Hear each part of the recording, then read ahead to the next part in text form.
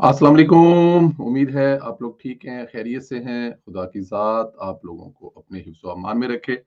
मेहमान नवाज़ियाँ आज एन्जॉय कर रहे होंगे कुछ, जिन्होंने कल मेज़बानियाँ की थी और मेज़बान जो हैं वो आज ज़ाहिर है मेहमान हैं, कल के मेहमान आज के मेज़बान हैं।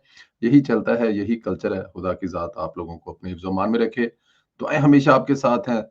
पाकिस्तान सलामत रहे ता क़यामत रहे, हमेशा ज़िंदाबाद पाकिस्तान। चैनल को ज़रूर सब्सक्राइब करें और बेल आइकन को भी प्रेस करें और ज़्यादा से ज़्यादा व्हाट्सएप ग्रुप में लिंक शेयर करें, अपनी राय का इज़हार ज़रूर किया करें। सोशल मीडिया पर बिजली के 2 मीटरों के हवाले से एक ज़बरदस्त कैंपेन चल रही है, अभी भी चल रही है। अभी भी वो जो ट्रेंड है, उस पे लाखों की तादाद में ट्वीट हुए हैं। तो उसको देखते हुए पावर डिवीज़न ने भी एक ट्वीट किया है। मैं आपके सामने पावर डिवीज़न का नुक्ता नज़र रखता हूँ। उससे मेरा इत्तेफ़ाक होना ना होना एक अलहदा बात है। लेकिन उनका जो नुक्ता है जो ज़ाहिर है सोशल मीडिया पे एक कैंपेन है, मैंने खुद उस पे वीडियो की, ट्वीट की कि ये मतलब ज़ुल्म और ज़्यादती है, लोगों के साथ ऐसा ना किया जाए। ये और फिर मैंने आपको वो बताया भी, किस्सा भी बताया कि मियाँ मोहम्मद नवाज़ शरीफ का सबसे ज़्यादा जो स्ट्रॉन्ग जो कंसर्न थे पीडीएम की हुकूमत में थे जब, तो वो बिजली के बिल थे कि बिजली के बिलों को कैसे कंट्रोल किया जाए। तो आगे जाके इस पे भी बात करें, लेकिन मैं आपको ज़रा जो नुक्ता है जो जो पावर डिवीजन की तरफ से उन्होंने ट्वीट किया वो मैं बताऊं। पावर डिवीजन ने बिजली के 2 मीटर लगाने पर पाबंदी से मुतल्लक जेर गर्दश खबर पर रद्द अमल का इजहार किया है और तर्जमान पावर डिवीजन का कहना है कि बिजली के 2 मीटर लगाने पर पाबंदी की खबर सरासर झूठी और गुमराहकुन है। बिजली के 2 मीटर लगाने पर पाबंदी की झूठी खबर अवाम में बेचैनी फैलाने की मजमूम कोशिश है। पावर डिवीजन के तर्जमान का कहना है कि ऐसी झूठी खबरें फैलाना और शेयर करना पीका एक्ट के तहत काबिले सजा जुर्म है। रहायशी जगह पर दूसरा मीटर आज भी मरज मरवजा कवानीन के मुताबिक हासिल कर सकते हैं। ये जो पीका एक्ट का धमकी दी गई है या कहा गया है ना, ये जनाब अगर आपने लगाना है तो लगाए ना। इमरान लाली का फिर गाला कड्ढन डे 2 दफा माफिया मंगी उन्होंने अपनी गलत और गंदियां और गलीज ट्वीटा ते। अज फिर वो गाला कड्ढन डे अज फिर वो वीडियो लान डे। लाओ ना पीका एक्ट। पीका एक्ट आप लोगों ने उन पे लगाना है जिन्होंने मतलब कि बिजली के इस मसले को उठाया है। क्या बादशाह सलामत को याद करवाना भी पीका एक्ट है कि जनाब आप ये जुल्म और ज्यादती हो रही है आपके दौरे हुकूमत में, ना करें सरकार ऐसी, मेहरबानी करें। पीका एक्ट वाली जो धमकी है ना, लगाएं, लगाएं, बहुत सारे लोग कर रहे हैं, उन पर लगाएं। अब आपकी मिनिस्ट्रें जो हैं वो रो रही हैं, उनका अभी तक कोई फैसला नहीं हुआ। पीका एक्ट तो आप पीका एक्ट लगाएंगे कि जो बिजली के 2 मीटर लगा रहे हैं या उसकी जो आवाज उठा रहे हैं, खैर बादशाह मर्जी तो। तर्जमान ने कहा कि ऐसी रहायशगाह जो अलहदा पोर्शन सर्किट दाखिली रास्ता अलहदा किचन पर मुश्तमिल हो, वहां मीटर की तनसीब की इजाजत है। थैंक यू वेरी मच से ये बताने के लिए भी आपका, आपने आज 4-5 दिन के बाद बताया, बहुत अच्छी बात है। ये क्लियर हुआ कि अगर एक घर में 4 लोग रहते हैं, उस घर के 4 पोर्शन है, तो वहां पर 4 मीटर रहेंगे। अब मैं इसको अगर देखूंगा और अगर 2 किचन है एक घर के अंदर, अलहदा अलहदा पोर्शन है, 2 किचन है और पूरा सेगमेंट लहदा है, तो वहां पे भी 2 मीटर लग सकते हैं। ये बात भी ठीक है।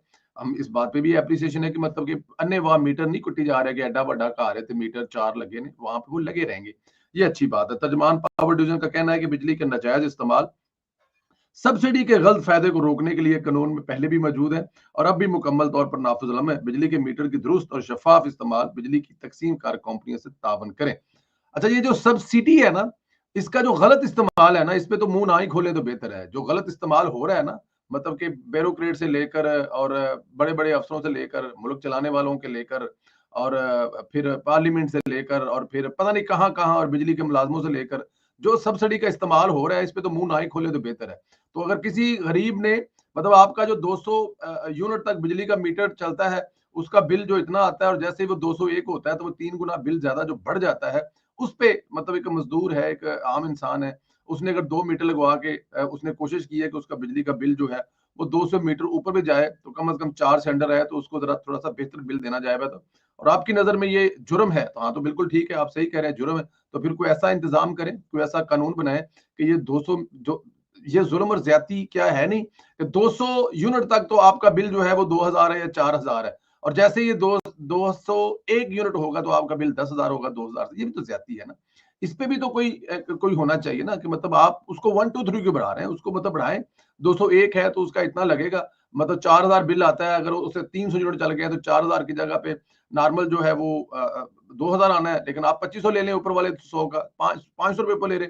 लेकिन जो जुल्म और ज्यादती यहाँ पे की जा रही है उसके बारे में भी थोड़ा सोचना चाहिए। But any how, social media की ताकत का असर ये है कि बिजली के 2 मीटर लगाने वाले मामले पर पावर डिवीजन ने अपनी क्लैरिफिकेशन भी दी है, और अब मेरे ख्याल में कुछ बड़ा करने से पहले वो सोचेंगे भी कि सोशल मीडिया पर जो है इसके खिलाफ आवाज उठेगी। और ये आवाज उठाने वाले क्या होते हैं, ये आपके अपने भी होते हैं, मतलब आपके अपने हैं जो सुबह शाम आपके नारे लगाते हैं मेरे जैसे, उनको भी इसलिए ऐसा करना पड़ता है, घर बार तो उनके भी हैं। और फिर जरूरी नहीं कि अगर आप हुकूमत में है तो आपने हुकूमत के खिलाफ कोई बात ही नहीं करनी, इसको खिलाफ नहीं कह सकते आप, ये किसी भी किसी तरह का खिलाफ नहीं है। बिजली के बिल एक बहुत बड़ा मसला है, हर घर में बिजली का मीटर है, हर घर का ये मसला है, लोगों के बड़े मसाइल हैं। 4,000 से जब आपका बिल जंप कर जाए 12,000 पर, तो आप सर पकड़ कर बैठ जाएंगे, इसमें कुछ गलत भी हो सकता है। मेरे जो ये अल्फाज हैं इनमें कोई ऊपर नीचे चीजें हो सकती है, मैं कोई ऐसी बिलों के हवाले से कोई मेरी ऐसी कोई मैंने इस पे कोई बहुत ज्यादा स्टडी नहीं की कितने क्या आ रहे हैं, लेकिन वो चीजें हैं जो मुझे इस वक्त नजर आ रही हैं जो लोग बता रहे हैं। बट एनी हाउ उम्मीद है कि इससे जो है वो बिजली के 2-2 मीटर वाला जो मामला है उसको थोड़ा सा अच्छे तरीके से हैंडल किया जाएगा, क्योंकि फिर वही बात है, रोला सोशल मीडिया का है। अमेरिका का दौरा मुकम्मल करने के बाद पाकिस्तानी वफद जो है, सफारती वफद, वो बरतानिया पहुंच गया। गुज़श्ता दिनों पाकिस्तान का सफारती वफद बिलावल भुट्टो जरदारी की क़यादत में अमेरिका पहुंचा, जहां अक़वाम मुत्तहिदा में मुस्लिम ममालिक के नुमाइंदों, अमरीकी कांग्रेस और अरकान और दीगर हुकूमती अरकान से मुलाकातें की। अब पाकिस्तान का सफारती वफद अमेरिका से बरतानिया पहुंच गया। लंदन में जियो न्यूज से गुफ्तगू में पाकिस्तानी सफारत वफद के रुकन फैसल सब्जवारी का कहना था कि हमने अपना दौरा अक़वाम मुत्तहिदा से शुरू किया, पाकिस्तान का मुकदमा पेश किया, हमने फौजी सबकत दिखाई, फिर हम अमन की दावत देने दुनिया भर में गए हैं। हमने अपनी सबकत, फौजी सबकत दिखाई है, और उसके बाद फिर हम दुनिया भर में घूम रहे हैं और लोगों को बता रहे हैं, अमन का पैगाम दे रहे हैं कि भाईजान हम लड़ना नहीं चाहते, मजबूर किया गया, अब दोबारा किया गया, तो साथ में ये भी बता रहे हैं कि फिर भी मतलब माफी नहीं मिलेगी। उन्होंने कहा कि चाहते हैं कि आलमी ताकतें भारत को ये बताएं कि 2 एटॉमिक जो ममालिक हैं ऐसे खतरनाक माहौल में आगे नहीं बढ़ सकते। भारत कोशिश कर रहा है ऐसी इस्ना मिले कि बगैर सबूत के जाहिरियत करे, और पहलगाम वाक़े का भी हमने यही कहा कि खुद हमें आप सबूत दें, हम कार्रवाई करेंगे, हमें बताएं ये कहाँ पे हुआ, किसने किया, सबूत दें किसी बात के। आज तक किसी टीवी चैनल पर, किसी फोरम, पब्लिक फोरम पर, या किसी भी ऑर्गेनाइजेशन में भारत की तरफ से कुछ सबूत नहीं दिए जा सके। ये जो वीक पॉइंट है, इस वजह से भारत की मुन्नी शशि थरूर जो है वो पूरी दुनिया में बदनाम हो रहा है। इनका कहना था कि अमेरिकी महकमे खारजा और काने पार्लियामेंट के सामने पाकिस्तान का मौकफ पेश किया, अमन पर मबनी हमारे मौकफ को बहुत हद तक पजीराई मिली, खित्ते में अमन का पैगाम लेकर आए हैं, और ये भारत की नाकामी और पाकिस्तान की कामयाबी है, इसमें कोई शक नहीं है। सफारती सतह पर जो पाकिस्तान ने पहले दिन से अपना जादू चलाया है उसका कोई जवाब नहीं है इसहाक डार साहब, और अब ये टीम जो निकली हुई है इनका कमाल कमाल का काम है।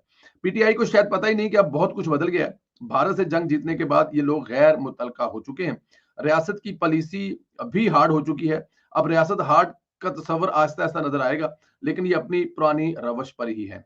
इनका एक शैतान आरफ अलवी अमेरिका में बैठा है, वहां बैठकर पाकिस्तान के खिलाफ साजिश कर रहा है, सिविल मिलिट्री क्यादत को निशाना बना रहा है, वहां पर लॉबिंग कर रहे हैं, रियासत मुखालिफ कंटेंट बना रहे हैं, ट्वीट्स कर रहे हैं, और सबसे अहम बात यह है कि ब्रेड शेरमैन एक कांग्रेसमैन है जो इसराइल के पैसों पर चलता है, जिसकी सारी सोच प्रो इसराइल है, वो हमेशा इनकी सपोर्ट करता आया है। पाकिस्तान का वफ्द जब अमेरिका में मौजूद था तो इस कांग्रेसमैन ने ट्वीट किया और पाकिस्तान के खिलाफ जहर उगला, वही बयानिया दोहराया जो भारत का बयानिया था।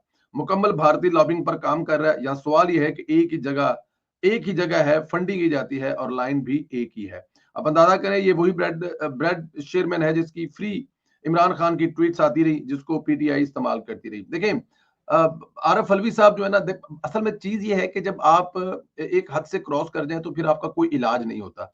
तो पाकिस्तान तहरीक इंसाफ वाले बहुत सारे ऐसे लोग हैं जिनका कोई इलाज मुमकिन ही नहीं है, क्योंकि जब आपने अपने मुल्क से मोतबर या मुल्क से बड़ा किसी एक शख्सियत को कर दिया तो उसके बाद पीछे क्या रह जाएगा। अब इमरान खान को जो उसके मानने वाले हैं, जो उसके फॉलोअर हैं, बहुत सारे लोग हैं ना, 90% लोग तो इमरान खान को अपने दिल से निकाल चुके हैं, क्योंकि इमरान खान जो नारे लगाता था वो नारे इतने अट्रैक्टिव और दिल को लगते थे कि हाँ ये होना चाहिए।